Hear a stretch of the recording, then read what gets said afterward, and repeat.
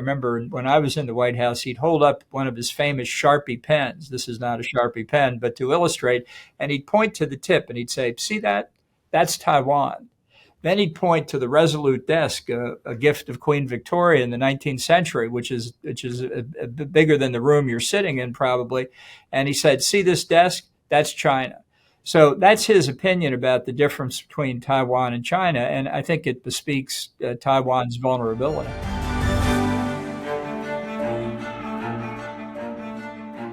Hi, I'm Maddie, Hale, and welcome to the Trump Report. I'm delighted to say that today I am joined by former National Security Advisor John Bolton. Ambassador, thank you so much for joining the Trump Report again. Glad to be with you.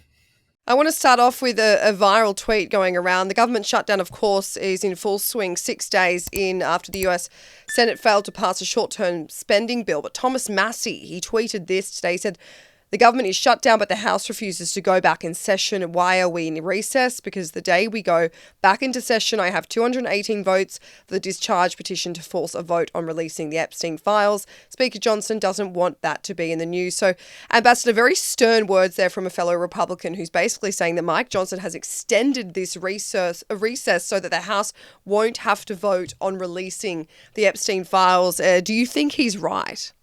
Well, I think it's certainly a factor. I don't think it's the only factor. This is a very unusual shutdown. Usually the blame for shutting the government down falls immediately on Republicans. That hasn't happened, although the polls are somewhat mixed. And I think both Democrats and Republicans at this point think that they benefit from holding on to their position, not finding a compromise that would allow the government to be funded on a temporary basis for maybe 6 or 7 weeks. I don't know how long this will go on, but this is purely political on both sides. Many Democrats and some Republicans are worried that the White House really wants to use the shutdown as an excuse to fire a lot more government workers. That hasn't happened yet, although it could at any time, and that could influence the political environment in which this is happening. So we're in a period of uncertainty. For what it's worth, back on September 30th, which is the last day of the federal government's fiscal year, I predicted the shutdown would last 2 weeks. We're in day 6, so I haven't lost yet. Yeah, we're still in the period. And Mike Johnson, he was asked about this link between this Epstein vote and the government shutdown. Apparently, he was asked if it was because a Democratic congresswoman would be sworn in and that she would be a critical vote for releasing these files, to which Johnson said that hypothetical was absolutely absurd, totally absurd. But Massie says that he does have these 208 votes to force a vote once they return. So, Ambassador, just a final question on this Epstein stuff. Do you think that Donald Trump and his administration can escape the files being released?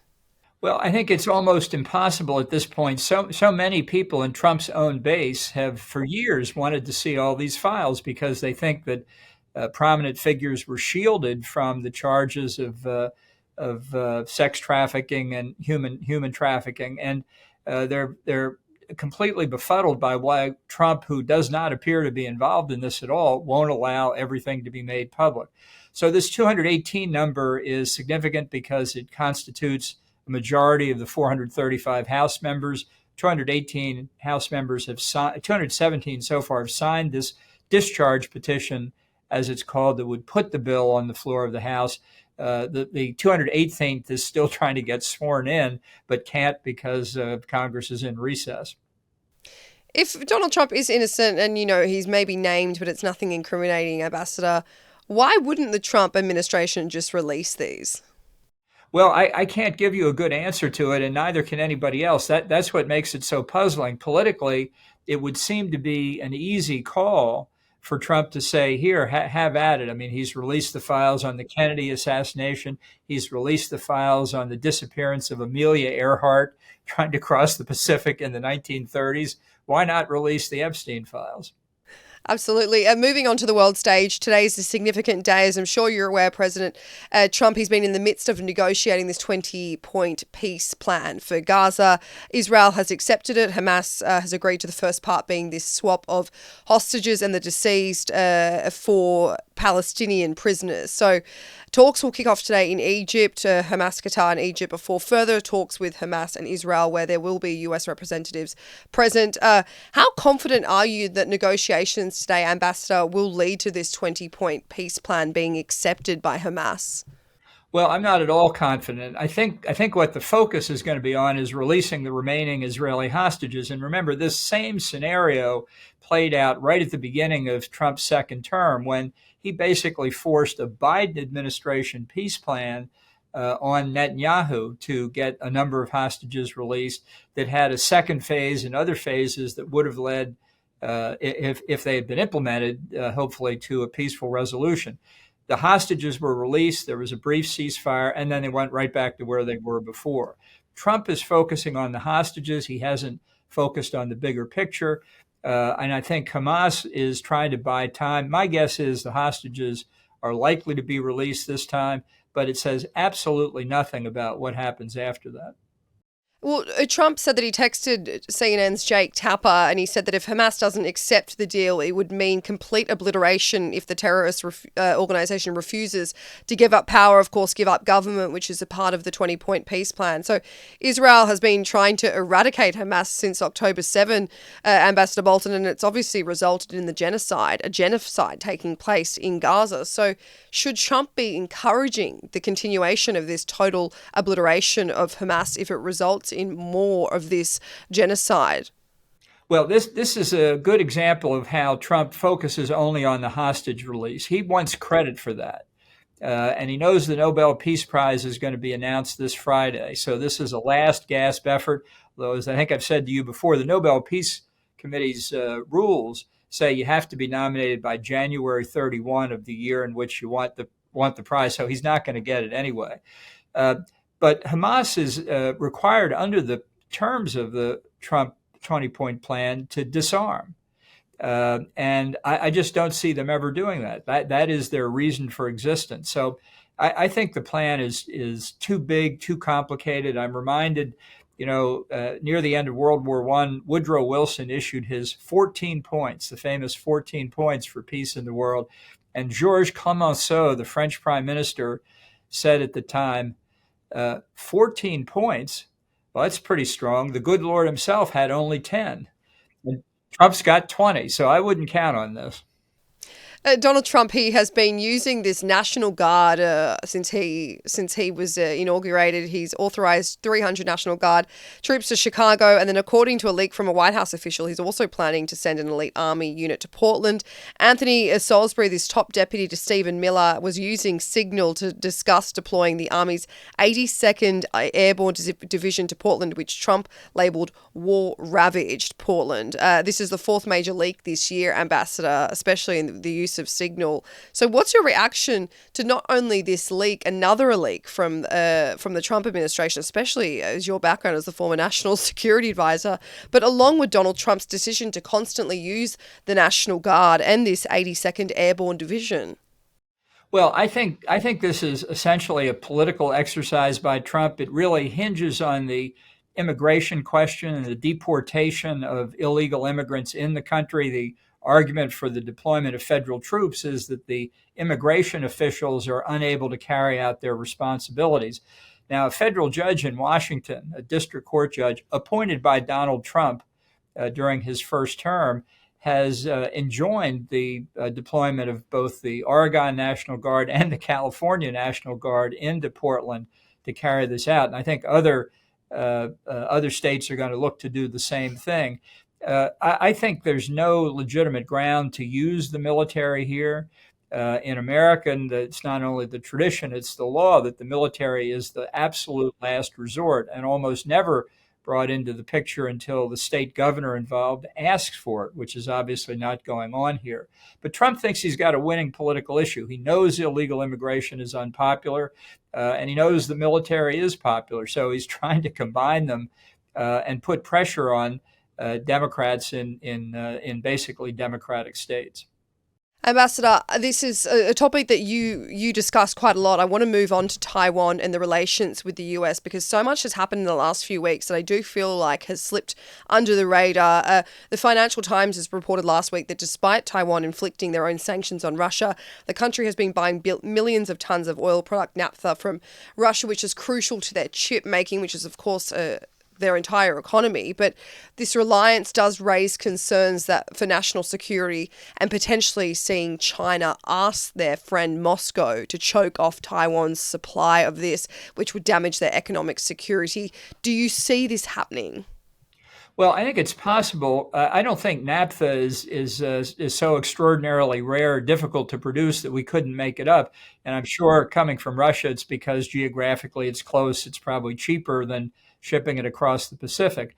But it does underline that Taiwan is vulnerable in a lot of different respects. And I think it feels very vulnerable now as Trump looks toward major trade negotiations with the People's Republic of China on the mainland. They're very worried, and they have been historically, but particularly with Trump, that Taiwan, in effect, could be sacrificed as part of a bigger trade deal. Well, on that note, Bloomberg is reporting that China has offered the Trump administration $1 trillion worth of an investment package in exchange for the US easing restrictions on Chinese investments and deals. So this could see lowering of tariffs, potentially a better trade deal in exchange for more investments, but potentially a shift in global policy where we see the US, I guess, revoking its stance on Taiwan and backing off and Ambassador, we've seen no penalty tariffs put on China for importing Russian oil the way that we have seen the US put these penalty tariffs on India. We've also seen a $400 million pause in military aid for Taiwan. We've still yet to hear really the Trump administration talk about that. So is it looking as if Trump is willing to sell out Taiwan to get a better deal, trade investment deal with China? Well, I think that's certainly the appearance, and the reason why people on Taiwan are very concerned about it. Back in the first term, Trump talked all the time about making the biggest trade deal in world history with China. And the Chinese weren't interested. They don't appear to be that interested this time either. But it's a form of bargaining that Trump is very vulnerable to. And he keeps making concessions, some of the ones you mentioned, holding up $400 million of arms sales, of allowing NVIDIA to continue to sell China the H2O chip, relaxing some of the export controls that he and previously the Biden administration had put in place against China. I think this is all very, very disturbing. And it's consistent with what Trump has been saying for a long time. He used to, I remember when I was in the White House, he'd hold up one of his famous Sharpie pens. This is not a Sharpie pen, but to illustrate. And he'd point to the tip and he'd say, "See that? That's Taiwan." Then he'd point to the Resolute desk, a gift of Queen Victoria in the 19th century, which is a bigger than the room you're sitting in probably. And he said, "See this desk? That's China." So that's his opinion about the difference between Taiwan and China, and I think it bespeaks Taiwan's vulnerability. Well, Trump, he's set to meet Xi Jinping at the end of this month at the APEC summit. And as I mentioned, we've heard nothing about this Taiwan military aid being on pause. We haven't heard any tariffs, and a lot of speculation, a lot of analysts are predicting it's because he wanted this meeting on the sidelines of APEC. So if we do see these two talking, which we probably will, I think a meeting is set in place for the sidelines of APEC and it's on October 31st. Do you think we'll see a commitment from the two of them on some sort of deal? And on that note, Ambassador, are you worried about these two meeting and seeing what Trump might sign off on? Well, I doubt by the end of this month there really will be a deal, although that usually never bothers Trump. If Xi Jinping smiles at him, he'll say they're on the verge of the biggest trade deal in history. I think what they'll try and do is talk about what comes next. And I think it wasn't so much to get this meeting at the G20 that the various things like the arms shipment were paused. I think that's part of the bigger negotiation. G20 is a perfect opportunity for Trump to meet with Xi Jinping or Vladimir Putin or a lot of other people that it's somewhat more difficult to hold a bilateral summit with. I think a Trump trip to Beijing, possibly by the end of this year, early next year, could well be in the cards, and that would be a point where they might sign the biggest trade deal in all of human history. The Diplomat released an article last week, Ambassador. It stated that Trump's approach is taking shape and he's leaning towards a conservative camp of restrainers who believe that the US resources are limited and not everything is a vital US interest. In that context, Eldridge, Colby's position and Trump's changing policy towards Taiwan in general needs to be situated in a recent debate on whether defending Taiwan is a vital US interest. Is that how you are looking at this situation, that Donald Trump has basically weighed up whether it's in American interest to be protecting Taiwan, to be providing military equipment, military aid, and that on the potential situation that China does invade, that the US will or will not get involved? I think it's part of the larger directional shifts. I mean, the so-called restrainers, I think isolationist is a better word for them. But first they decided Europe wasn't worth worrying about. Then they decided the Middle East wasn't worth worrying about, but we should worry about Taiwan and China in the Indo-Pacific. Now, apparently, we shouldn't worry about Taiwan or much of the Indo-Pacific. We're down to worried about Cuba and Venezuela and Nicaragua, which we should worry about, but there is a bigger world beyond the Western Hemisphere. And I think within the U.S. military, there's a lot of resistance as these isolationists in the Defense Department are trying to write the current national defense strategy. I think this debate is going to be more and more visible in Washington for the remainder of the year. If Xi Jinping does see Trump and his administration really backing off from supporting Taiwan in the next 6 months, say, if he does visit Beijing, what do you think the plans for China will be? Do you think that they will move in an invasion in the next year? I don't think China is likely to invade Taiwan. I think what they would try and do is if they think they read Trump correctly, that he won't interfere, they'll put a blockade around Taiwan and try and squeeze it.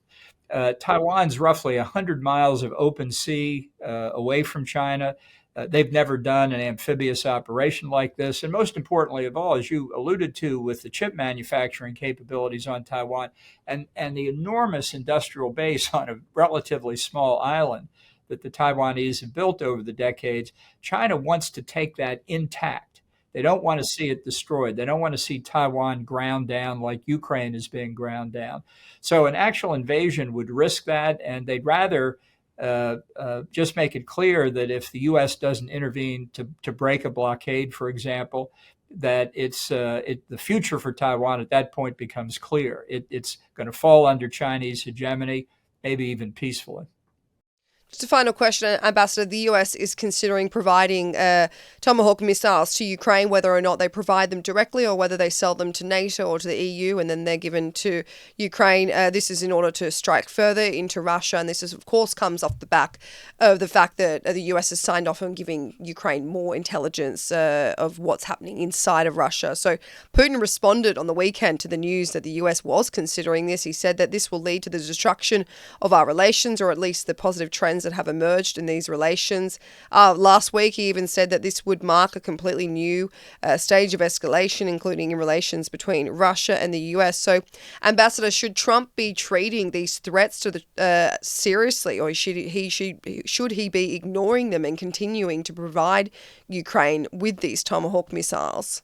Well, I think he should provide the Tomahawks. They do allow for deep strikes inside Russia. And look, Russia's been conducting attacks on Ukrainian civilian infrastructure, electric power, and transportation ever since the beginning of the invasion. And there's no reason to restrain Ukraine. There was no reason for the Biden administration to restrain Ukraine. And as for the threat of undercutting U.S.-Russian diplomacy, Putin may be hoping that gets to Trump. I don't know whether it will or not. He's really worried about that biggest trade deal in history with China, not so much on his maybe former friend, Vladimir Putin. Ambassador John Bolton, thank you so much for joining the Trump Report today. Glad to be with you.